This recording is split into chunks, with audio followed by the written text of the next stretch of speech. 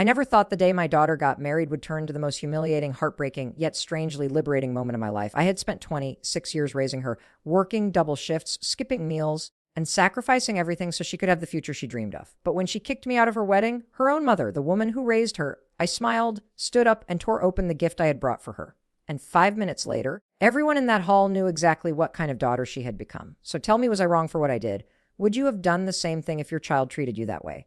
The story really begins years ago. I was a single mom for most of my daughter's life. Her father left when she was 4. He said he wasn't cut out for family life and disappeared. I did everything alone after that. I worked in a hospital cafeteria during the day and cleaned offices at night just to pay rent and school fees. I'd come home exhausted, but seeing my little girl asleep on the couch with her homework beside her always gave me strength. I wanted her to have the childhood I never did. She was my whole world. As she grew up, she was brilliant, top of her class, polite, kind, and always so affectionate. She used to say, "Mom, when I get married, you're going to sit right beside me. It'll be our day." I used to laugh and tell her she'd forget me when she found her Prince Charming. Never. She'd say. I held on to that promise like it was sacred. But somewhere along the line, things started to change. When she went to college, she met a man named Eric. He was from a wealthy family, the kind that looked down on people like me. I tried to be supportive because she seemed happy, but I could tell he was controlling. He didn't like that she still lived with me after graduation, even though it was her idea to stay and help with the bills until she found her footing. I noticed how she'd flinch when he texted her late at night, how she'd change her outfit if he commented on it, and how she stopped telling me things about her day. One afternoon, she came home in tears and told me Eric had proposed. Not because she was sad, but because his parents didn't want a big wedding and she wanted the opposite. She wanted the kind of fairy tale day she'd always dreamed about. I told her I'd help her in any way I could. I even offered to pay for her dress. She hugged me and said, "Mom, you've done enough for me already." But something in her voice didn't feel sincere anymore. It felt distant. As months passed, I noticed she included me less and less in the wedding plans. I'd ask, "Have you picked the venue?" And she'd say, "Oh, Eric's mom is helping with that." I'd ask about the guest list, and she'd say, "Don't worry, Mom, we've got it covered." Every time it felt like a door was closing a little more between us. Then one day she told me she wanted me to take it easy at the wedding. I asked what she meant, and she hesitated before saying, "Eric's family, well, they have a certain image. Maybe it's better if you just relax and enjoy the ceremony quietly." That stung. I spent nights crying silently, wondering if I'd embarrassed her somehow.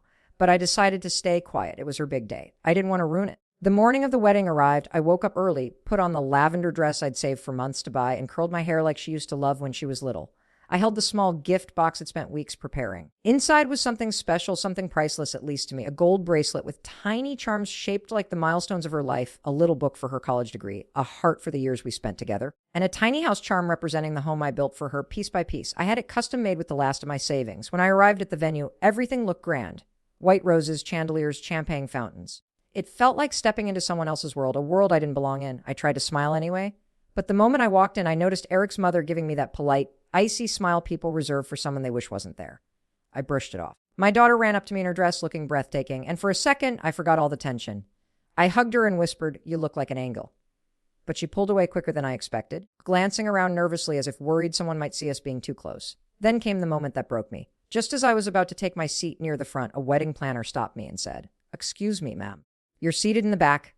I thought she'd made a mistake. I laughed softly and said, "Oh, I'm the mother of the bride." She checked her clipboard and said, "Yes, ma'am.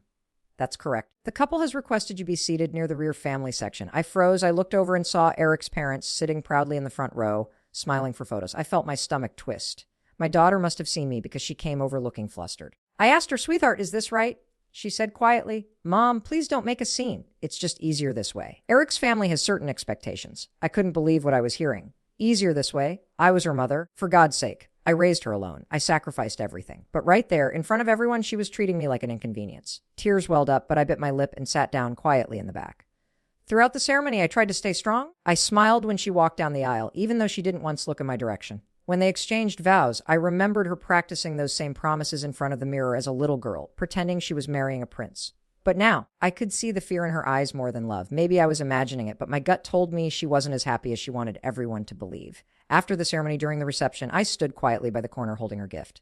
A few relatives came to talk, but most avoided me, following the lead of Eric's snobbish family. I told myself I'd just give her the gift privately, congratulate her, and leave quietly. But before I could even get close, she approached me with Eric by her side. He looked annoyed. He said, Miss Jensen, I think it's better if you head home now. We appreciate you coming." I blinked, confused. The night's not even over. My daughter wouldn't meet my eyes. She whispered, "Mom, please." "You're making things awkward." That's when it hit me. They wanted me gone. They were kicking me out. My own daughter and her new husband were throwing me out of her wedding reception like I was some stranger who had wandered in by mistake. My chest burned. My hands trembled. But I didn't shout. I didn't cry. I just smiled. I said, "All right, sweetheart, before I go, let me just give you your wedding gift." She sighed impatiently and nodded. "Sure, Mom. Just make it quick." So I reached in my bag and pulled out the box. Everyone nearby stopped to watch. Sensing tension, I held it for a second. Then instead of handing it to her, I opened it myself. I said loud enough for everyone to hear I was going to wait, but since I won't be staying, I might as well do this now. Inside the box wasn't just the bracelet. There was also an envelope. I pulled it out and looked right at Eric. "You might want to see this too," I said calmly. My daughter looked confused. I opened the envelope and pulled out a set of documents. "These," I said, "are the title deeds to the house you two were planning to move into." Gas went through the crowd. "It's under my name. I bought it years ago and planned to transfer it to my daughter as a wedding gift." I paused and looked straight at her. "But since I'm apparently not good enough to sit in the front row or even stay at your wedding, I'll be keeping it. I'm sure Eric's family won't mind finding you to another place to live." The room went silent. Eric's face turned pale. My daughter's eyes filled with tears. "Mom, please, don't do this." Her voice cracked. I smiled sadly. "I didn't do anything, sweetheart. You did." I closed the box, tucked the bracelet back inside, and walked toward the exit. Behind me, whispers started rippling through the guests. I heard someone murmur she bought them the house. Another voice said they kicked her out. And just like that, the perfect image Eric's family had tried to create shattered in front of everyone. Before I tell you what happened next, I need to ask, what would you have done in my shoes? If your own child humiliated you on the most important day of her life, would you have stayed quiet? Or would you have done exactly what I did? Pause for a second and tell me in the comments, because that moment changed everything for me. As I walked out of the venue, I could hear Eric arguing with my daughter. His parents were fuming, demanding explanations. I didn't turn around. I drove home, sat on my couch still wearing my lavender dress, and finally let myself cry. It wasn't just about the wedding. It was about years of love, sacrifice, and trust being dismissed like nothing. Later that night, my phone rang. It was my daughter. She was sobbing. "Mom, I'm so sorry. Eric made me do it. He said his parents wouldn't pay for the wedding if you sat with them. I didn't want to upset anyone." Her voice broke. I was scared. I sat there silently, listening. I wanted to scream, to ask how she could have chosen them over me. But instead, I just said, "You made your choice, honey." She begged me not to take back the house, said they had nowhere else to go. I told her calmly, "You'll figure something out. You're married now. You have a husband and a new family. Rely on them." Oh, for weeks she didn't speak to me. Word got around about what happened, and Eric's family tried to spin the story, saying I overreacted. But most people knew the truth. Even some of their wealthy friends said they couldn't believe how cold she'd been to me. 3 months later, I got another call from her again. This time, she was staying at a friend's place. Eric had lost his job. His parents had pulled back financial support, and they were struggling. She said she missed me and wanted to come home for a while. My heart softened. I told her she could come by to talk. When she arrived, she looked thin or worn out. The spark in her eyes was gone. She hugged me tight and whispered, "Mom, I messed up. I let them control me. I thought I was doing the right thing, but I hurt you." I hugged her back, tears streaming down my face. We sat for hours talking about everything. Her fears, the pressure she felt to fit into his world, and how she'd lost herself trying to please everyone. I told her the house was never about money. It was about showing you how proud I was, but you let people make you forget who stood by you your whole life. She nodded, crying. Eventually, I did forgive her. I told her that love doesn't vanish overnight, but trust takes time to rebuild. She started visiting more often after that, sometimes just for coffee or to help me cook dinner. Eric, on the other hand, never apologized. They eventually separated less than a year later. Now, 2 years have passed since that day. My daughter is rebuilding her life, going back to school, and we're slowly mending what was broken.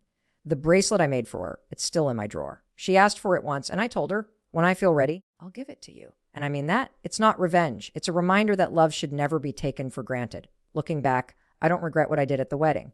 It wasn't about embarrassing her. It was about standing up for myself after being humiliated. I spent too many years letting people walk over me. That day, for the first time, I chose myself. So, tell me, was I wrong? Would you have done the same thing if your child kicked you out of her own wedding? Because sometimes standing up for yourself doesn't look graceful. It looks like tearing open a gift in front of 100 stunned guests and reminding everyone who you really are. If you were on my side, hit that like button. Subscribe for more stories like this one, and share your thoughts in the comments. I really want to know what you think about how I handled it. Thanks for listening, and I'll see you all in the next story.